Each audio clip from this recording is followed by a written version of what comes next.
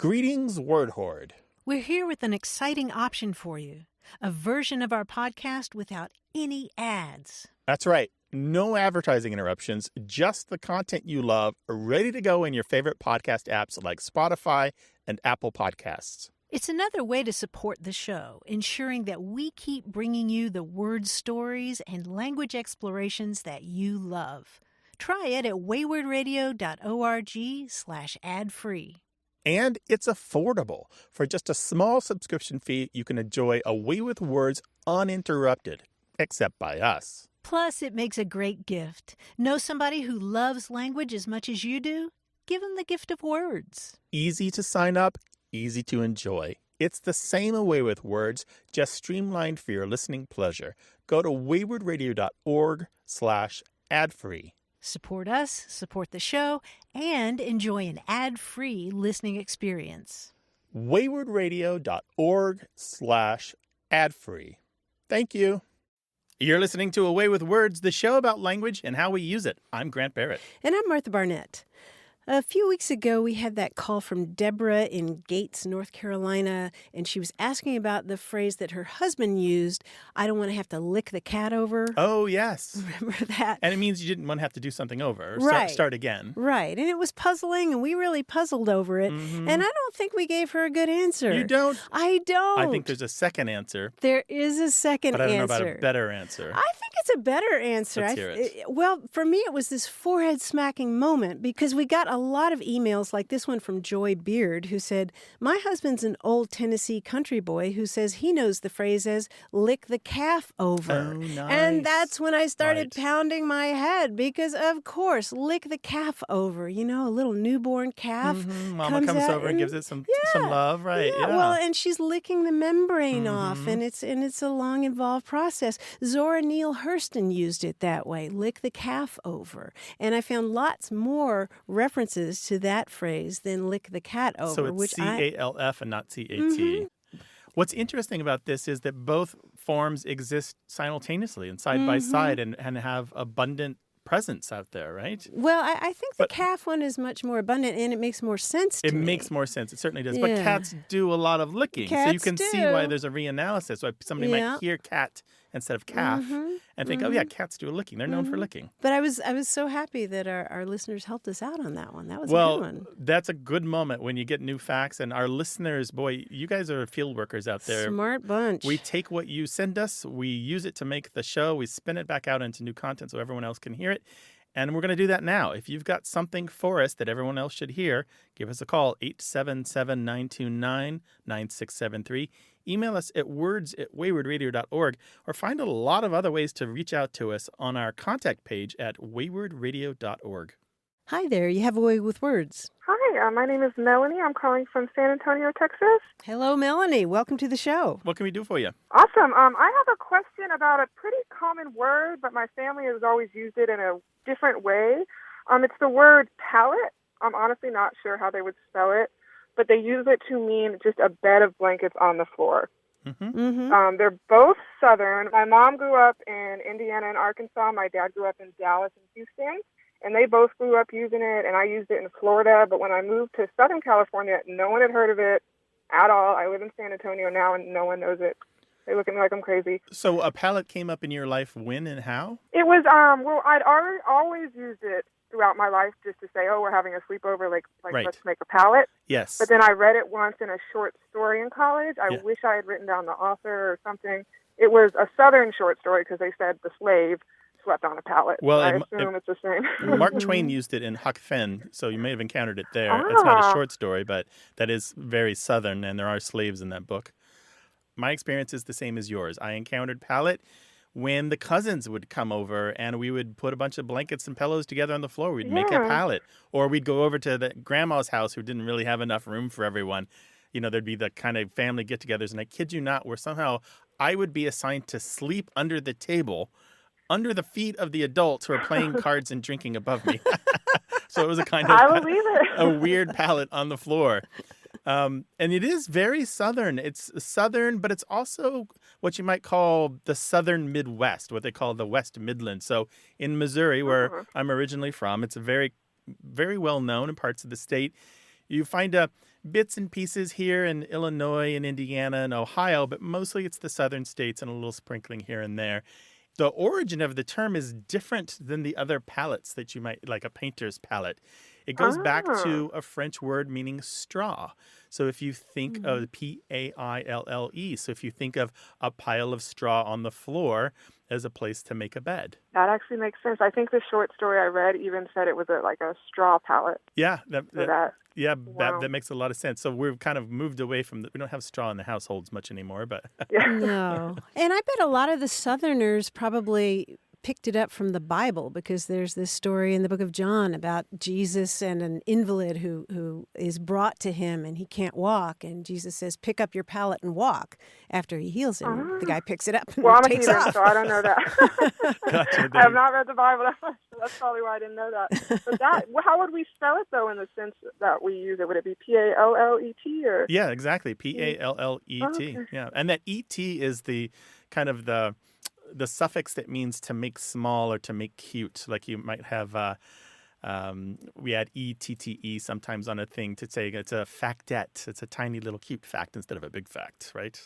So it's the same Yeah, E-T. like in Spanish. To say Very good. Yeah, exactly How the same. about that?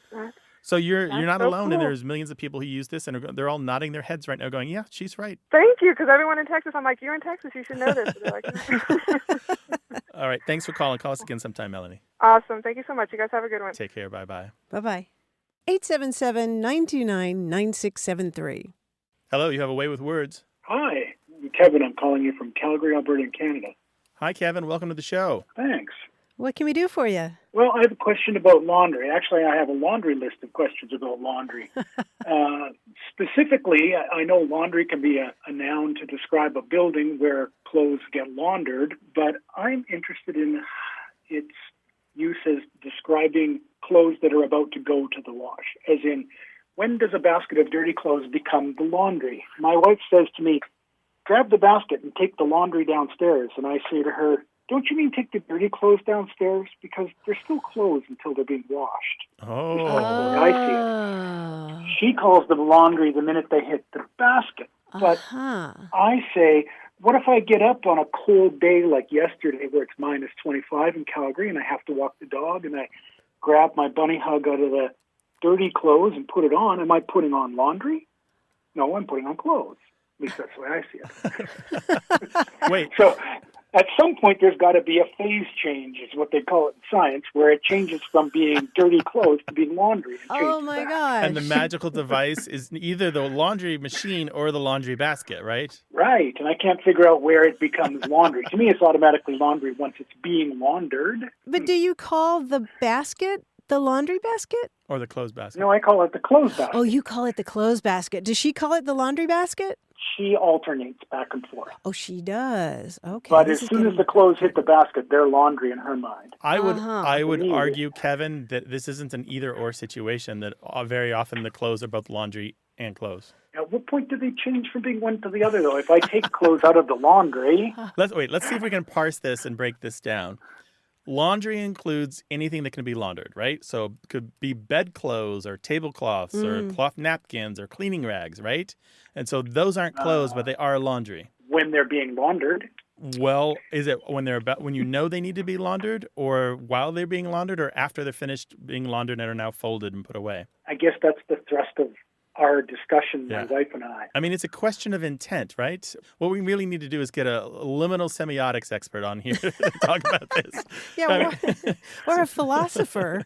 On the edge of things here where it is completely about intent and it is very little lexical component here, right? It is strictly what is in the mind of the speaker. I think it's strictly what's in the laundry basket, because I'm thinking about bedclothes, sheets that are just on the bed and you intend to launder them, but they're not laundry until the magical moment is when you put them in the laundry basket. Let me ask the opposite. You've just finished laundry, Yeah. you folded everything, and you've put it on somebody's bed for them to put away themselves. Right. It's no longer in the laundry basket. It's folded. Yeah. It's clothes. It hasn't been put in the dresser yet. Is that laundry? There also is another part of our discussion. My wife considers it laundry until it's in the drawer or on a hanger. Oh, nice. Yeah. So if I fold up the clothes and put them on the end of the bed, and then I put them back on, she says, I'm putting the laundry back on, not putting clothes on. I would say that if the sheets are folded, then they're the sheets or the clothes. I wouldn't say it's the laundry. So you're saying yet. if I strip the bed, but all the sheets and quilts and blankets are still piled in the middle, they're not yet laundry. I haven't taken them to the laundry room. I haven't put them in the laundry basket. Right. We all know that they're going to become laundry. Right. The bed isn't made anymore. Right. But it's not laundry. Right. Wow. You're so messed in up. My That's head, messed up. In my head, you answered it when you said they're going to become laundry. Yeah. I was trying to get inside this real defective way of thinking that the two of you have. I know, I'm kidding. Hey, at least we're doing our laundry. No, for me, you can both be right, even though you call it different things. Like, you could literally be looking at the same basket with the same items in it, and it can both be laundry and clothes. Schrodinger's cat kind of thing. Why Schrodinger's laundry. Yeah. Right, Schrodinger's laundry. Why not? The other question that I have is there laundry on the line? No pun intended. Are you arguing about this to such a degree that the loser has to do more laundry? No. There's no. Oh, okay. That's already been decided. Because I love that. I do most of the washing. She does most of the folding. Okay, that's a fair. Yeah, we mix it up in our house. Yeah, I'm trying to think. I recently accidentally threw my phone into the washing machine with the clothes. Oh no! And no! I looked in, and there was this little light. Oh, this brave little light in the washing machine. And I'm trying to think what I threw it. I threw it in with the clothes. I wouldn't say I threw it in with the laundry. Interesting. But it was It was being laundered though. Interesting. I polled the people that I work with here. Yeah. We all spend our living working with news because I work with words because I work in a newsroom, and the opinion was split about 50-50 on it. So I think probably there is some middle ground where both people can be right. There you go. Yeah. I think as long as that basket gets emptied in a timely way so you can wear what you want to wear, it doesn't matter. Kevin, we can leave you with another fun word, snifferentiate. You might be able to guess what that is. When you pull your bunny hug out of the basket, you snifferentiate it to figure out whether or not you can still wear it. I can wear it one more time. Snifferentiation, yeah. For our American listeners, do you want to tell everyone what a bunny hug is? Because they're all going, what? Oh, I think the British call it a kangaroo jacket, and in the States you might call it a hoodie. Yeah, exactly. A hoodie. It's a sweater where you can put your hands in the front to keep them warm. Or a sweatshirt, as most Americans call it. Yeah. Thank you, Kevin, for your call. You know, we're going to get so much email about this. Yeah. I'm going to have to put a filter on the mail just to route it to another folder because it's going to be so much. It was a pleasure talking to you. You've unleashed the hounds of language, my friend. Thanks for calling, Kevin. If we figure this out, we'll let you know, all right? I appreciate it. Thanks, take Kevin. Care. Bye-bye. Bye-bye. Take care. Schrodinger's laundry. I like that. When is it laundry? When is it clothing? Is it sometimes both? Is it sometimes neither? 877-929-9673. Email words@waywardradio.org or talk to us on Twitter at WAYWORD.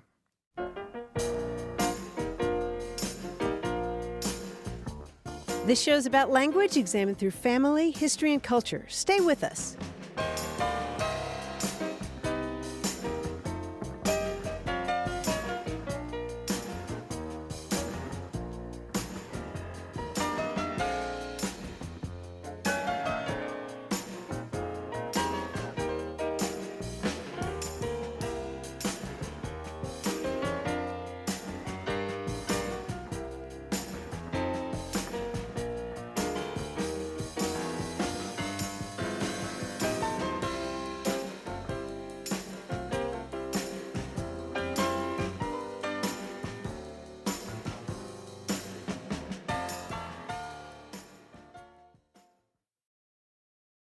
Got a minute? We need your help. Head over to gum.fm/words and share your thoughts in our quick survey. Your feedback matters. It's the backbone of our show's success. Thanks for making our show even more successful. That's gum.fm/WORDS. Thank you. You're listening to Away with Words, the show about language and how we use it. I'm Grant Barrett. And I'm Martha Barnett. And joining us now is our quiz guy, John Chinesky. Hi, John. Oh, hi, Martha. Hi, Grant. Hey, bud, what's up? You know, Yeah, I don't want, I might sound a little paranoid, a little crazy or something, but I'm convinced that there are people trying to sneak into my house.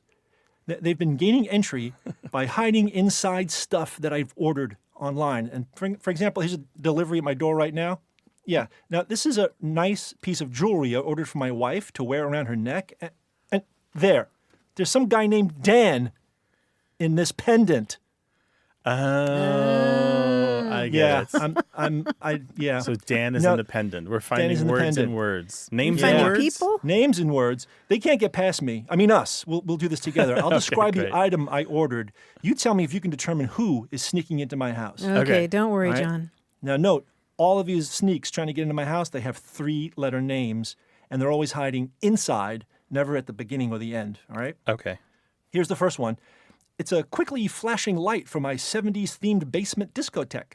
Seems pretty harmless. Is anybody in there? Rob. Ooh, Rob's in there. Oh, Oh, from how the dare strobe. Yes. Gotcha. Rob is in the strobe. Oh, what a guy. I was thinking about man. Lynn in the blinker. Oh, there you go. Like Lin-Manuel. I ordered this detection system that uses electromagnetic waves to find storms or airplanes or other motor vehicles traveling near my house. Now, is anybody in there? Is Ada in the radar? Ada's in the radar. Oh, man. I think somebody is in all of these, I think.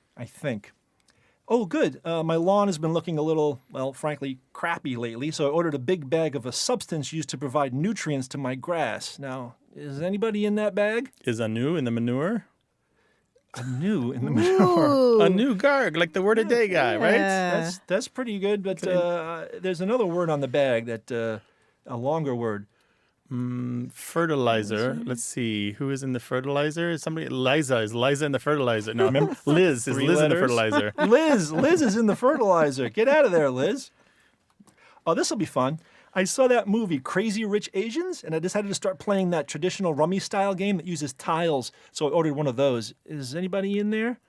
Is it Mahjong? John? Is John in the Mahjong? John is there in you there. go. J-O-N. Yeah. Yeah, it's sort of a Jonathan guy. Yeah, I'm a J-O-H-N myself, but that's, yeah. Finally, this should help. I've ordered a radio to keep track of local police activity. This way, if there's any nefarious dudes being chased out there, I can tell if they're coming towards my house. Unless they're already here. Is somebody in there? Anne's in there. Hands in the scanner. Anne is in my scanner. What is the point? How can I keep these people out of my house if there's somebody in everything? This is terrible. All right, you guys, I got to go lie down or something. You guys are great. Take care. Bye. And if you'd like to talk with us about language, call us 877-929-9673 or share your stories about words. The address is words@waywardradio.org. Hello, you have a way with words. Hi, this is Karen speaking from South Lake, Texas. Hi, Karen. Welcome to the show. What's up? Yes, my word is towheads. When I was growing up, my grandmother used to call my brothers and I, we were all light-haired and light-eyed, towheads. And then when I had my first kid, I hadn't heard that term in a long time, and then my mother said it again to me. So I asked her, where did you get that word? And she said, well, my grandmother called you 3 kids towheads. So I've always wondered, where it came from. And I've asked people, I've lived all over the country, and I've always asked people if they'd ever heard of that word.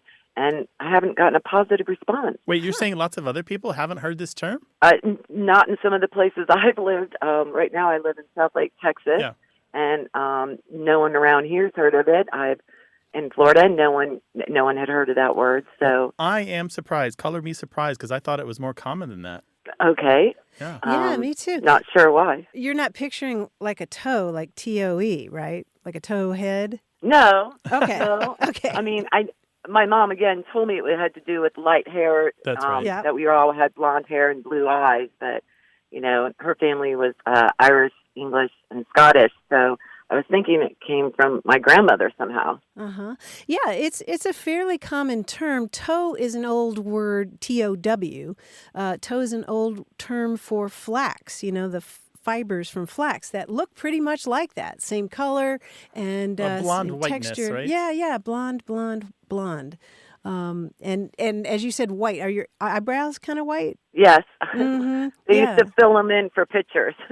Well, that's very interesting because yes, tow is a term for the filament from flax, and so tow-headed has been around for a very long time. Sometimes tow-headed also means tousled. You know, like you wake up and you have bedhead and your hair is all messed up. That can be tow-headed too, but usually it refers to somebody with exactly the kind of fine, very bright white blonde hair that you have. The literary synonym is flaxen-haired. Mm-hmm. So did that come over from England, or was that something that was, started in America?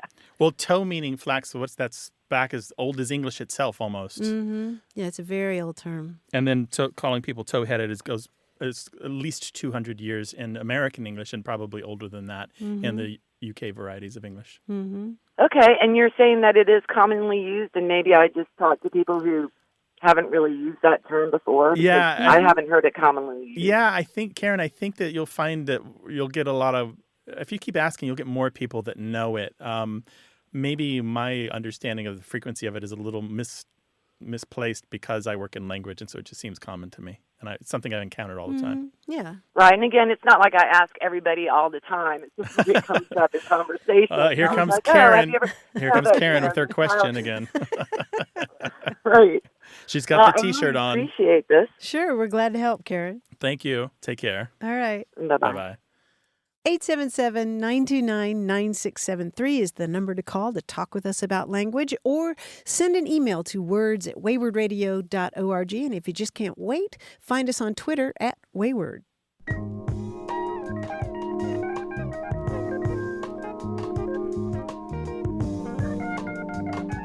A couple of weeks ago on this show, I dropped some etymology about the term jejune. You remember this? The term jejune meaning simplistic or superficial or dry and interesting. And I was talking about how it comes from the Latin jejunus, which means fasting or empty or barren, something like that. And I talked about how it was related to the term jejunum, which is the part of your small intestine which is usually empty on autopsy. Right, that's what I was thinking of when you said the word, yes. Yeah, but there were a couple of things that I forgot to talk about that will make perfect sense if you think about it. How about the French word for breakfast? Déjeuner? Yes, same idea. It's like break fast in English, to breakfast. Oh, gotcha. Very Déjeuner. good. And the same idea is in the Spanish word for breakfast, desayuno. They all come from that same root, meaning empty. Oh, how about that? How cool, I did right? not know that. Yeah, that's cool. 877-929-9673.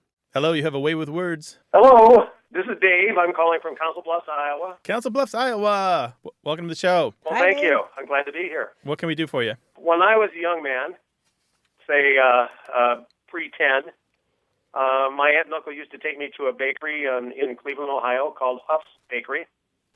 And by the way, that's where my whole family came from. And one of the most favorite things that I would get at that bakery is something called a lady lock. And I devoured those very readily and always asked for more. Now I'm 71 years old. I'm out here in Iowa, and when we first moved this direction, I went down to the bakery, and I asked the baker if they had lady locks, and they said they'd never heard of such a thing. And as I looked in their case, I saw something that somewhat resembled a lady lock, except it was about half the size. And I said, well, that's a lady lock there. And they said, no, it's a cream horn. Cream horn. Now, as far as I'm concerned, the lady lock folks at Huff Bakeries have the edge on this, and they're lady locks. They're not cream horns. So I'd like to have that battle solved. Let's just get some clarification here. So lady lock were two words, LADYLOCK, right? Yes, sir. And describe what it looks like. How did you recognize it in the baker's cabinet? It's shaped kind of like a horn, where they probably got the cream horn. It's a puff pastry done in a swirl, and there would be a cream filling inside. It would be sprinkled with a rough sugar crystals on the outside of it. Okay, that sounds wonderful. I'll be back in a minute. I'm going to get some of those. Yeah, so you're wondering why they're called lady locks? Well, no, I believe they are called lady locks because they look like a lady lock.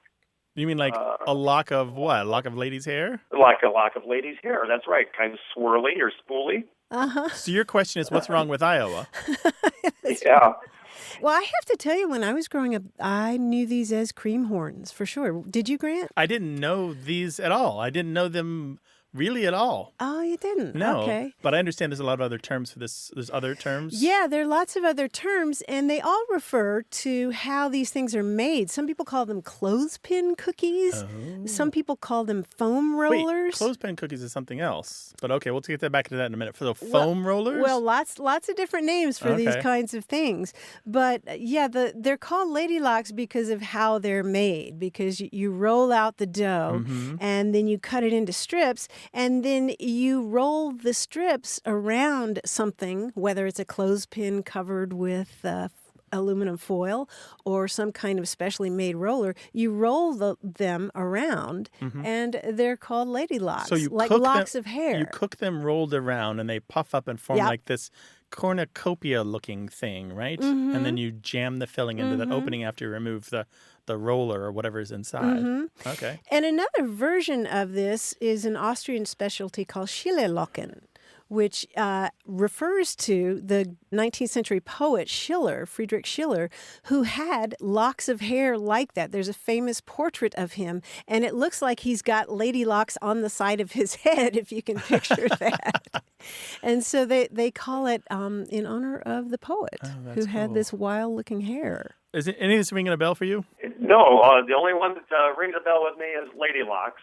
Okay. And I kind of feel like our Huff Bakery in Cleveland has the exclusive right to the word. It seems to me their bakery started in the very early 1900s. Well, the term is older than that, just so you know. It goes at least back to the the 1880s. Well, maybe they got me on that one. So what was inside of yours? So cream can go in there, whipped cream, or what are we talking about, custard or a jelly filling? What was in yours, Dave? Well, it wasn't a frosting, and it wasn't necessarily a whipped cream. It was a consistency somewhere in between. Okay, gotcha. And, of course, that's what, as kids, that's what we wanted more than anything, was the cream that was inside. Well, Dave, thank you so much for sharing these sweet memories. I'm sure you've brought back a lot of good ones for people who I miss enjoyed them Lady dearly. Locks. I miss them dearly. Very good. Take care. Bye-bye. Bye-bye. Thank you. Bye-bye. 877-929-9673. Email words at waywardradio.org or talk to us on Twitter at WAYWORD.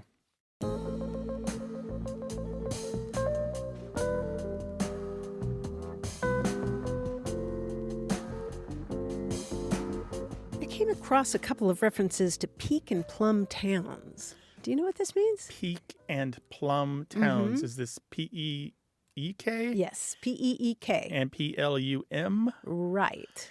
Are these towns with great leaf peeping in the fall? Good fruit harvest? Well, they might be. Might be. A peak and plum town is a really small town. And I've seen it explained a couple of different ways. A peak and plum town is when you take a peek around the corner and you're plumb out of town.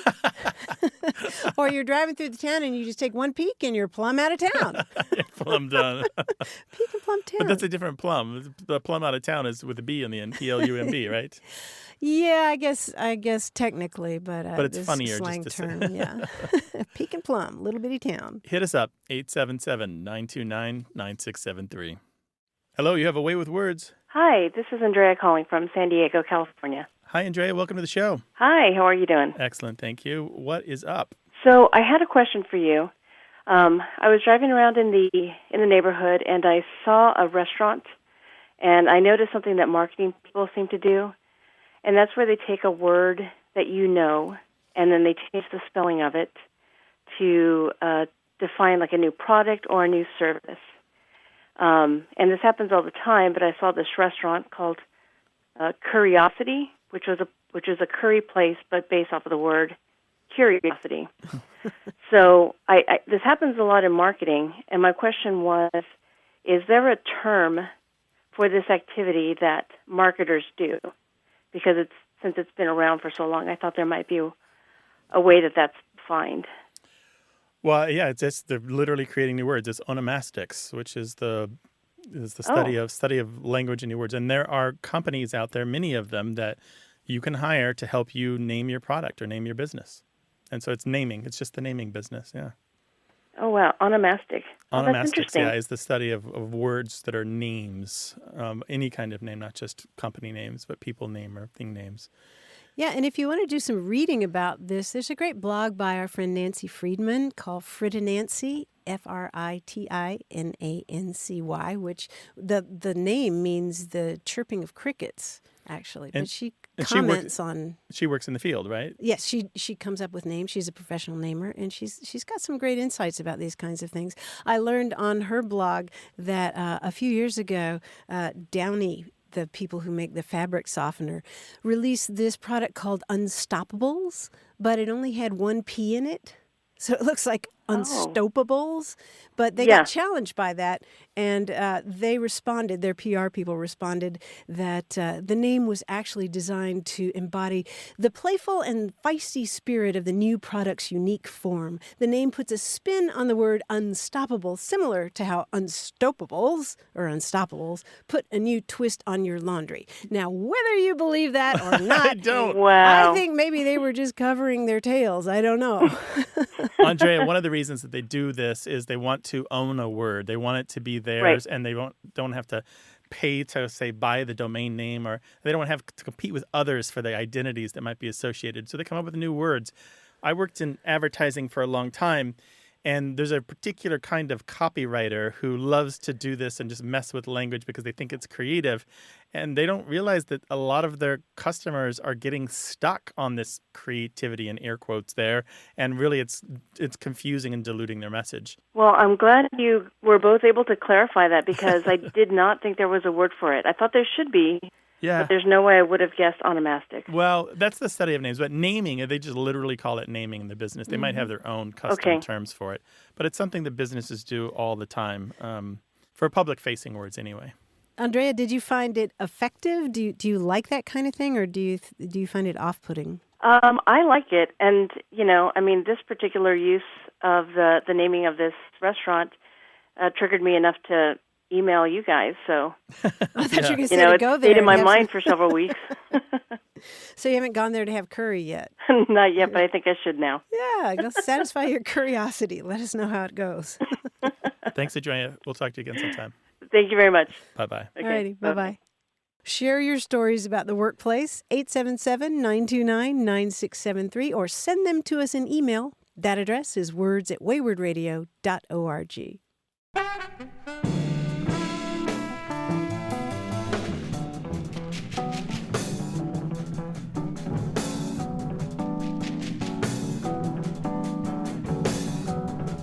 Remember our conversation about traveling across the international date line and either losing a day? Is there or a word for gaining losing the day, right? Right, and I don't think we ever really came up with one. No. But it reminded Jacqueline Lambert of Ishpeming, Michigan, of the term Beatles Week. Beatles Week, like the Beatle is the bug? No, the Beatles like John, Paul, the George, rock and band. Ringo. Yeah, she says that when she and her friends are talking about something that takes really long, they'll say, "Oh, it's longer than a Beatles Week," or if they're casually mentioning something that's 9 days away, they'll say, "Oh, that's longer than a Beatles Week." 8 days a week. Exactly. Nice. I like that, a Beatles Week. All right, sing the rest of it now. 877-929-9673.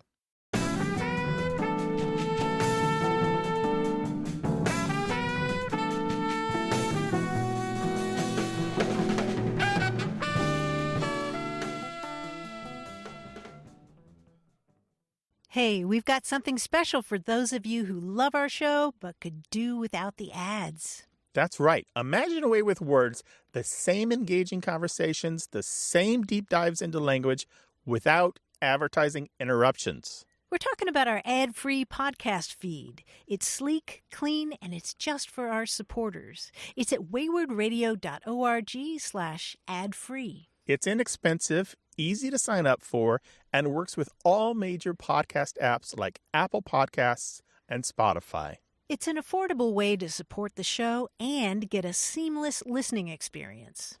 And if you're feeling generous, why not give a subscription to another Away with Words fan? That's waywardradio.org/ad-free. Sign up today. Your support means the world. waywardradio.org/ad-free. Thank you. You're listening to Away with Words, the show about language and how we use it. I'm Grant Barrett. And I'm Martha Barnett. In 1854, a bright young Englishman who went by the name Robert John went off to Oxford University. And he was something of a prodigy. He taught himself to read at 3, and he was a very promising student. But he soon received letters from a relative begging him to come home and take over management of the family estate in southwestern England. And when I say estate, I mean estate, because this was Kinnersley Castle, which is on the border with Wales, and it's this huge medieval structure. But he didn't want to do that. And so instead, he ran off to see the world. He went to Australia, he went to Tasmania, and then he was shipwrecked off the coast of New Zealand. And he was rescued by some of the Maori people who lived there. And so he ended up living with them for a couple of years. And eventually he made his way to Trinidad, and he was really passionate about paleontology and biology and also education, so much so that he eventually became the first superintendent of public education there in Trinidad. He was fascinated by fish there in the tropics, and in particular a fish that was known as the rainbow fish or the millionfish. This was a little bitty, tiny fish, and they called them millionfishes because there were so many of them in one school. And so he gathered some samples of that and sent them off to the British Museum. And they were so impressed with his work that they named this little fish after Robert John, whose full name was Robert John Lechmere Guppy. Oh, how cool is that? Right? Wait, his last name was Guppy? Guppy. When you said his name was Robert John earlier, I was like, I don't know anything called the Robert John. The John. Is this going to be the origin of the toilet? The Robert Earl. Yeah. But they named the Guppy after this guy. I After did not Mr. know. Guppy. How about that? Yeah, and I think probably, as is often the case, somebody else had found this fish and written it up, but he's the one who got the Right, credit it's for often it. the case. The The coiner or the originator often doesn't get the glory. Yeah. Well, that's the story of guppies. There's lots of crazy stuff happening in language. It's happening in your home. It's happening where you work. It's happening in the books you read and stuff you read on the internet. Share it with us. Ask questions. Tell us what you know. 877-929-9673. Or email words@waywardradio.org. And you can find a dozen ways to contact us on our website at waywardradio.org/contact. Hi there. You have a way with words. Hi, this is Pat. I'm calling from Aubrey, Texas. Well, welcome to the show, Pat. What can we do for you? I have been wondering about an expression my mother used when I was a kid. And she would say this whenever adults were talking about adult things, and I might happen to be in the room. And she would say to her friends, "Be careful. Little pitchers have big ears." Uh-huh. So I always knew what it meant. I always knew it meant, okay, everybody, don't talk about this, sister's listening, Patty's listening. Uh-huh. But, in my little mind, I would think, okay, what is she talking about? The people in my family pronounce pitcher like a pitcher of water. They pronounce it the same way as picture, like a picture of something. Mm-hmm. And so I would try to think, well, is it a water pitcher with big ears, or it is a picture of me with big ears? So I don't know which it was, and I don't know what in the heck expression does that mean. When you heard it, you knew that things could not be discussed in front of the kids, right? Right. So I did know that it meant that. Just don't know where it comes from, if anybody else says that. Oh, yeah, absolutely. Lots of people say it. For centuries, well back into the 1500s, as a matter of fact. Oh, really? Yeah, it's widespread, and it has to do with the visual of a pitcher. Like, you might put water in, and it's got this big handle, the shape roughly of a human ear. And it's Okay. a comparison of the big ear on the picture to the big ears on the kids, meaning the kids are listening very carefully, because even my son does. I did this when I was a kid. I would always listen. I would listen at the heater vents. Just to, Oh, you would? I would, absolutely.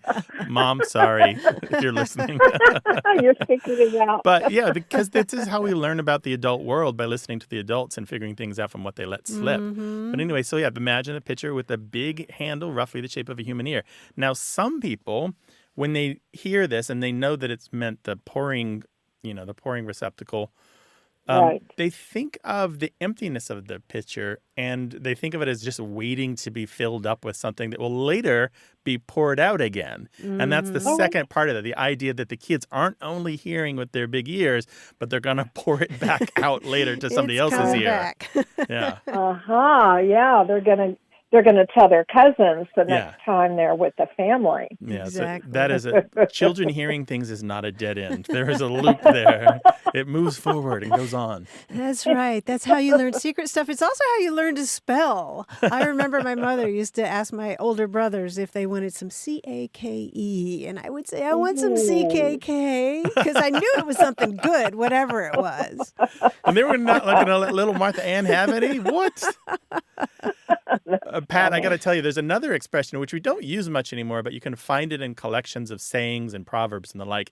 And it's, great talkers are like broken pitchers. Everything runs out of them. Ooh. And again, it's the idea of this receptacle that just can't hold a thing in. Can't do the job of keeping something in that it should be keeping in. So there you go. Yeah, thank you for that. I love it. It's the mystery is solved. Thanks for calling, Pat. Call us again sometime. Oh, you're welcome. Thank you. Take care. Glad to help. Bye-bye. There's an Australian variant. Little rabbits have big ears. Oh, which is that's evocative, right? Uh-huh. But it doesn't have that extra little something about what goes in also comes out. Yeah, it's a whole different idea, isn't it? Yeah. Just these really cute little things that also happen to have these ears that The hear wolf radar or whatever. everything, right? Call us with your language question, 877-929-9673, or send your emails to words@waywardradio.org.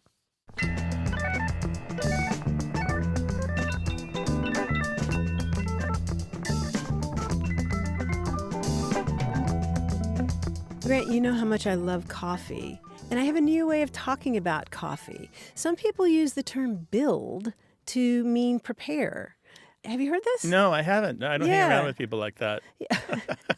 Well, you hang out with me, and I'm going to start saying I'm going to go build some coffee. I really like this What notion. does this mean? Well, I looked it up in the Dictionary of American Regional English because I heard somebody talking about building some coffee. And it turns out that build is an old term that means to prepare something to eat or drink. So you might talk about building lemon pie or building an angel food cake. And some people around the country still say, I'm going to go build some coffee. Oh, so it's not some pretentious hipster term. It's an old-fashioned thing. Gotcha. No. Okay. It's very old, and I saw it in a lot of literature of the Old West, too. It seems to be more common in the West. But I'm thinking about those old percolators where there was a certain amount of building of coffee, where you had to assemble the device, even more complicated than a French press, right? And get the coffee in the right place, and make sure it didn't get under it, so you didn't have coffee grounds in the liquid, and and then so it forth. perks. And then it perks, up the little clear glass knob at the top that the bubbles go up into. Yeah, and the ritual of preparing it is almost as much fun as drinking it. But I've started to say that. I'm going to go build some coffee. Nice. Or usually more plaintively, will you go build me some coffee? I see how that is. Hit us up. We take your questions anywhere, anytime. 877-929-9673, or email words@waywardradio.org, or go to our contact page on the website at waywardradio.org and find a dozen other ways to reach us. Hello, you have a way with words. Hi, Martha and Grant. How are you today? This is John Sieben from Seguin, Texas. Hi, John. Welcome to the show. Well, I've got a question that dates back to something I heard 60 years ago or more. In cold weather, my mother would say, "It is colder than a well digger's," and she didn't finish that the way most people would think. She would say something like clavicle or clavicle, and I don't really remember exactly how she pronounced that. That's close. Don't know how to spell it, and I never asked her what it meant, but I knew what the whole expression meant. It meant wear layers. Wear layers. Yeah. Wear layers. So it's super cold outside, and she's making a comment, and she says it's colder than a well digger's, and it sounds like clavicle? Right. And do you think she meant the bone that's kind of at your shoulder? I rather doubt that.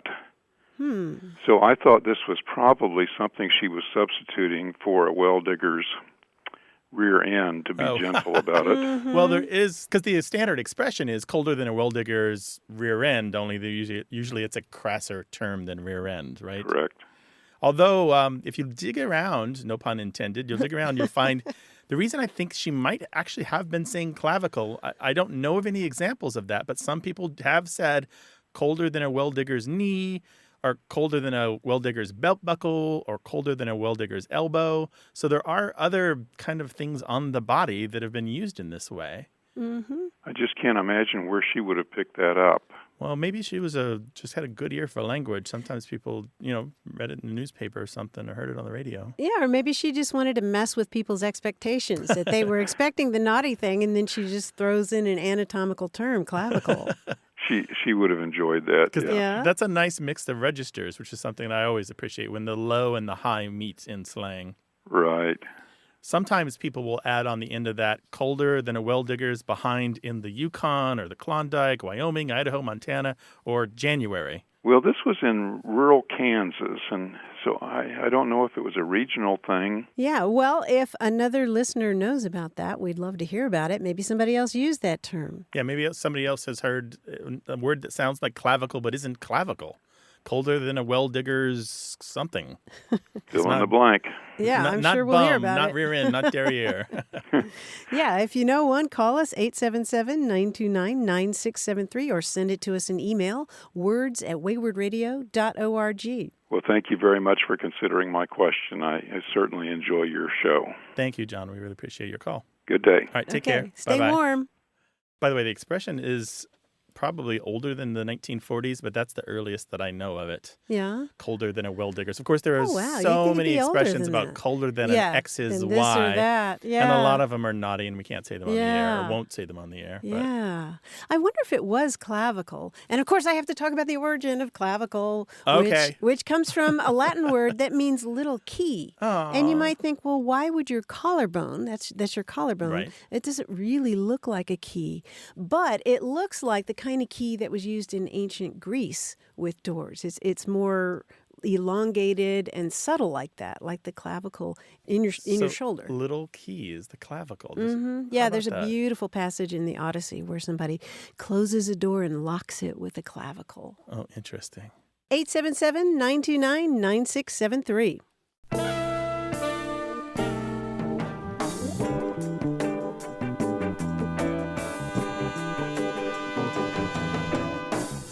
Earlier, we were talking about the term pallet, meaning like bedding. An informal bed that you put on the floor. Yeah, Just yeah. pile the And you blankets mentioned and pillows. yes, and you mentioned how it came from a French word for straw. Yeah, P-A-I-L-L-E with a diminutive suffix that Yes. makes it kind of like a small, cute straw or something. Yeah. I was reminded of the fact that the word for straw in Spanish is paja, related to that. Oh. And in Italian, it's paglia, like Camille Paglia, the writer. P-A-G-L-I-A. Okay. Yeah. Mhm. And the opera Pagliacci, which is about a clown, and the traditional Italian character's outfit for a clown was made out of the same fabric that they used to cover straw mattresses. How cool is that? So all these connections. Yeah, right. all these connections Wow, hiding that's there in cool. plain Yeah, sight. hiding there in plain sight. Gotta love it. Well, we're easy to find. Go to the website at waywardradio.org/contact, and you'll find a dozen ways to reach us, or you can call us 877-929-9673. Hello, welcome to Away with Words. Hi, this is Claire McCullough, Hi, Claire. Where are you calling from? Wilmington, North Carolina. Well, right. welcome to the show. Thank you. What can we help you with? I'm looking for the origin of the saying, sleep tight, don't let the bedbugs bite. And I've heard that it's a Shakespearean reference connected to the rope beds people used during that time. But then I've also heard that that's not true. So I'm wondering what the real origin is. Oh, your skepticism is well placed. So the story that you heard about Shakespearean times was what? That the beds used, the rope beds that they used, people at night would have to pull the ropes really tight to have support to sleep on, and then that would keep them off the floor so that the bugs wouldn't get them. Mm-hmm.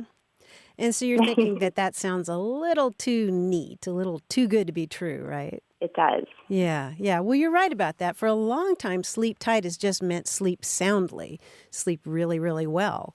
The bedbug saying has lots of different forms that involve sometimes mosquitoes or fleas. It's not just bedbugs.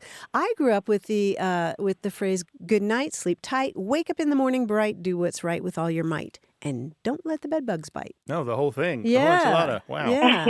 And that one goes all the way back to the 1860s. And so there are just lots of different versions of this, just wishing somebody that they'll have a good night's sleep. Especially children, right? Just the kind of thing you say. It's kind of like the final thing I'm going to say to you before you need to shut your eyes, and we're not going to talk about this anymore. And no more getting up for water. Yeah. And so pretty much the sleep tight is a good rhyme with all those other terms like bedbugs bite and night and right and light. The sleep tight, don't let the bedbugs bite is firmly a kind of set rhyming phrase by what, Martha? 1880s? Mm-hmm. Yep. And then as early as the 1900s, it starts to pop up in exterminator ads. So it's so set that you can just throw it into a small classified ad, and everyone kind of gets the reference. It's not really a mystery anymore. Yeah. Did you grow up hearing it, or you say it to other people? I did. Mm-hmm. Yeah.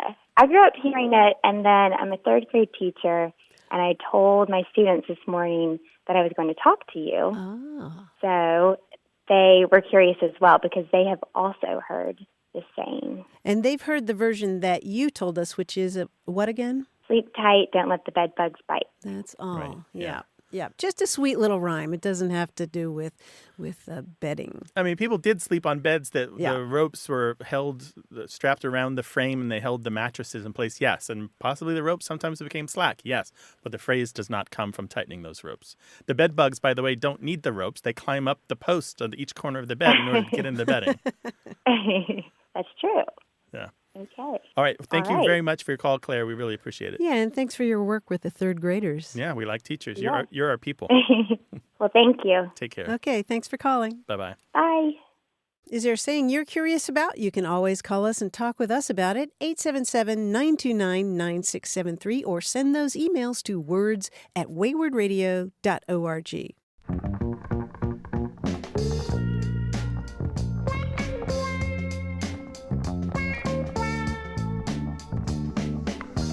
We got a call from David who said when he was much younger, he had a science teacher who had a sign on the wall that was intended to keep the students quiet.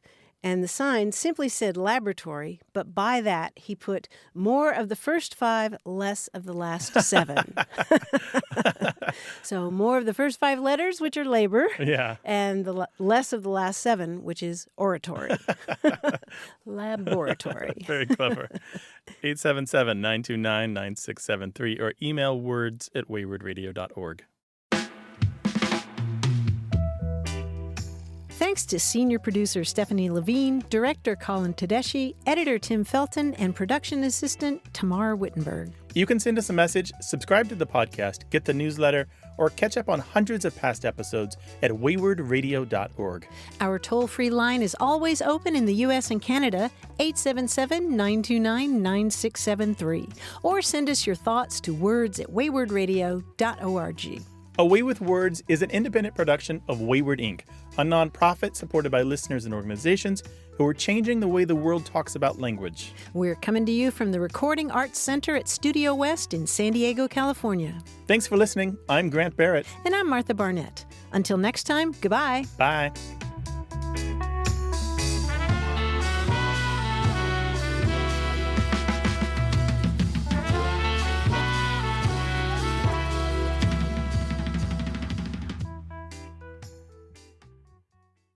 Hey, listeners, we have a favor to ask. We'd love for you to fill out our listener survey at gum.fm/words. Your feedback is crucial. It's quick, and it helps us make our show even better. It shapes our show, helps us plan, and ensures we're bringing you the content you love. That's gum.fm/WORDS. Thanks for being a part of what we do. Thank you.